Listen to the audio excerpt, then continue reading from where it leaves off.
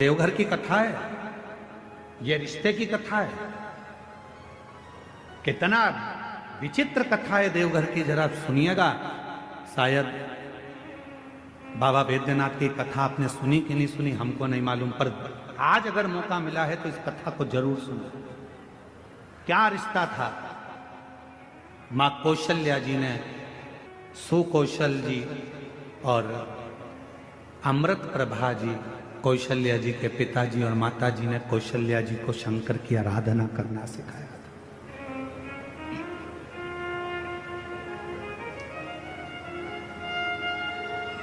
कौशल्या मैया शिव जी की आराधना में ली। कहते हैं आनंद रामायण वर्णन करती है कि कौशल्या मैया एक मिनट भी शंकर की भक्ति के बिना रह नहीं पाती। भाव की इतनी शुद्धता थी मां कौशल्या जी की। फिर वही बात आ गई, रावण है और उस सभा में, उस सभा में लंकापति रावण ने ऊंची आवाज कर कर कहा कि बताओ मेरे प्राण कैसे छूटेंगे, मेरी मृत्यु कैसे होगी। बड़े बड़े विद्वान बैठे थे, बड़े बड़े सभासद बैठे थे, बहुत देवता गंधर्व किन्नर अप्सरा पशु पक्षी सब उस सभा में बैठे हैं, असुर सुर सब उस सभा में। मेरे प्राण कैसे जाएंगे बताया जाए, कैसे मरूंगा मैं बताओ। तब किसी ने नहीं बताया। रावण को क्रोध आ गया तो सबको बंदी बनाने लगा। बंदी बना, अगर नहीं मालूम पड़ा तो मैं तुम्हें बंदी बना लूं। तब ग्रहों में ग्रह, सारे ग्रहों ने रावण से कहा, रावण तुम्हारी मृत्यु कौशल देश के राजा सुकौशल जी की जो लड़की है कौशल्या, उन कौशल्या माता के गर्भ से एक बड़ा विद्वान शूरवान एक पुत्र पैदा होगा, जन्म लेगा। उस बेटे के द्वारा तुम्हारे प्राण छूटेंगे। अब तो रावण को गुस्सा आ गया, कौशल नरेश सुकौशल की लड़की कौशल्या और कौशल्या का बेटा राम मुझे मारेगा। हाँ, रावण ने सभा को विराम दिया, अपने गुप्तचरों को बुलाया। मेरी मृत्यु नहीं होना चाहिए, उसके लिए क्या करा जाए। एक ही काम है, कौशल्या को अपने यहां ले आ। जब लंका में माता कौशल्या आ जाएगी, कौशल्या अगर लंका में पहुंच गई तो उसकी कोई संतान नहीं होगी, संतान नहीं होगी तो तुम मरोगे नहीं। रावण ने उसी समय पर अपनी सेना तैयार कर कर कौशल राज्य में पहुंच गया और सुकौशल राजा के पास जाकर रावण ने हाथ जोड़कर प्रणाम किया। रावण उस समय पर शिव की आराधना नहीं करता था। बाबा वैद्यनाथ की कथा चल रही है, जरा सावधानी से सुनिएगा।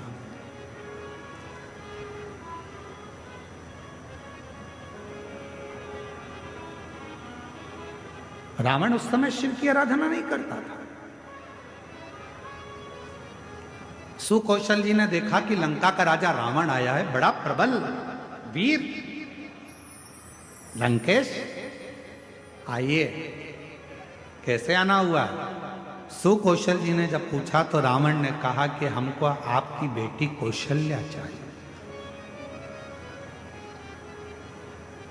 आप अपनी पुत्री कौशल्या को लंका ले जाने की आदेश दें। सुकौशल जी मुस्कुराकर बोले कि बेटी हमारी है, पर हमारी बेटी की आज्ञा के बिना हम कोई निर्णय नहीं ले सकते, कोई नहीं।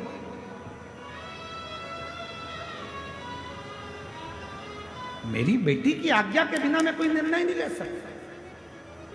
विचार किया। रावण ने पूछा तुम्हारी बेटी कहां है। सुकौशल जी बोले बस शंकर की भक्ति करती है तो अभी शिवालय से आ रही होगी। जो सामने से बेटी को आते हुए देखा तो कौशल्या इतनी सुंदर थी माता कौशल्या, इतनी सरल थी माता कौशल्या। शिव का जो भक्त होता है उसमें सहजता, सरलता, नम्रता अपने आप दिखती है, उसको दिखाया नहीं जाता। सरल, शिव जैसा भोला, शंकर जैसा सहज। लंकापति रावण ने कौशल्या जी को देखा तो कहा, आप ही कौशल्या? हाँ। सुकौशल जी की बेटी हो? हाँ। हम आपको लंका ले जाने के लिए। मुझे लंका? हाँ। कौशल्या जी कहने लगी, मैं तो लंका नहीं जाऊंगा, मैं लंका नहीं जाऊंगा। रावण कहने लगा, तुम मुझे जानती नहीं हो कौशल्या, अगर तुम मेरे साथ नहीं चली तो मैं दबाव के साथ तुम्हें लंका ले जाऊंगा। इतने में कौशल्या जी के मुख से निकल गया, लंकापति रावण सुन, तुम मुझे ले जाने की बात करता है, अगर बन सके तो तेरी लंका में एक बार उस कैलाशपति को ले जाकर बता दे तो कौशल्या लंका में प्रवेश कर जाए। तू एक बार उस कैलाशपति को तेरी लंका में ले जाकर बता दे तो ये मां कौशल्या जी कर रही हैं कि ये कौशल्या तेरी लंका में प्रवेश कर जाएगी। रावण हंसकर बोला, वो कैलाश पर रहने वाला शंकर, वो शंकर? अगर तुम बोलती कि विष्णु जी को लेकर जाओ तो बड़ी बात थी, तुम कहती कि ब्रह्मा जी को लेकर जाओ तो बड़ी बात थी, शंकर जी तो मैं अभी उनको लेकर आ। और रावण गया, देवाधिदेव महादेव की आराधना में बैठ गया, साधना में बैठ गया। शिव जी प्रसन्न नहीं हुए। अब बताओ, भाव में बैठा था कि ताव में बैठा था? भाव में नहीं बैठा ना, काय में बैठा था? ताव में। अब मैं ले जाकर मानूंगा। लग गया रावण पीछे। शंकर भगवान प्रसन्न नहीं हुए, तब रावण को लगा कि ऐसे नहीं मानेंगे। रावण ने अपना शीश काट कर देना प्रारंभ कर दिया। 9 शीश कट गए रावण के, 10वां शीश था। शिव जी सामने आकर खड़े हो गए। रावण, क्या चाहिए तुझको? रावण कहता है, बाबा मैं तुम्हें लेने आया हूं, तुम मेरे साथ लंका चलो।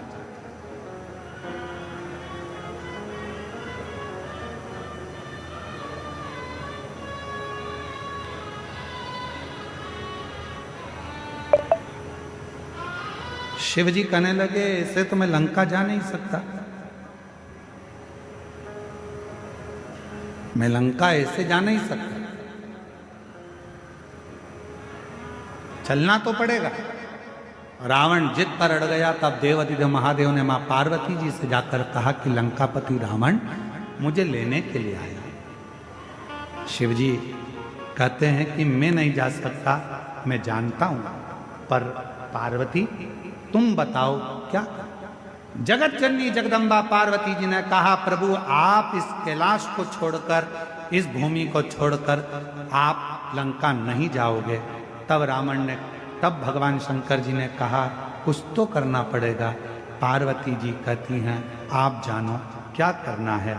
शिव जी ने रावण से कहा, मैं खुद तो नहीं जा सकता, पर मेरा ये स्वरूप एक शिवलिंग के रूप में तुझे देता हूं, तू इसको लेकर चल जा,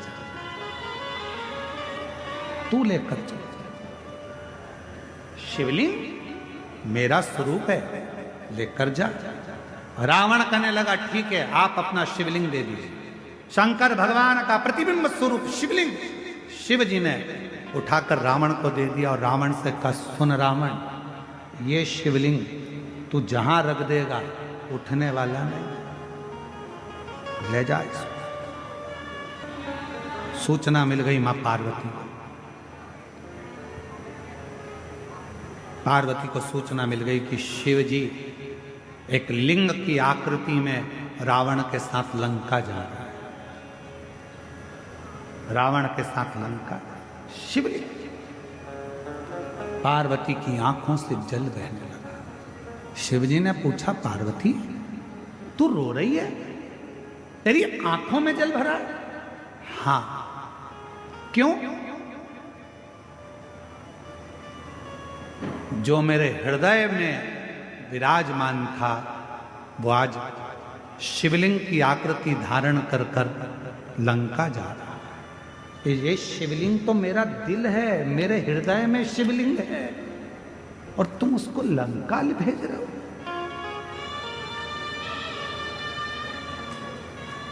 शिव जी मुस्कुराने लगे, पार्वती जी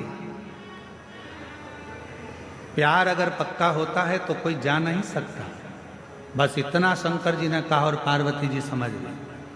पार्वती जी ने गणेश जी को बुलाया, गणेश शीघ्र आओ। गणेश जी ने कहा, मां आज्ञा करिए। गणेश जाओ, एक ग्वाले का रूप रख लो, तुम्हारा नाम होगा बेजू ग्वाला, और बेजू ग्वाला का रूप रखकर रास्ते में जाना। रावण संध्या करने के लिए रुकेगा, शिवलिंग तुम्हारे हाथ में देगा, थोड़ी देर उसके सामने पकड़ कर रखना, थोड़ी देर बाद जमीन पर रख देना।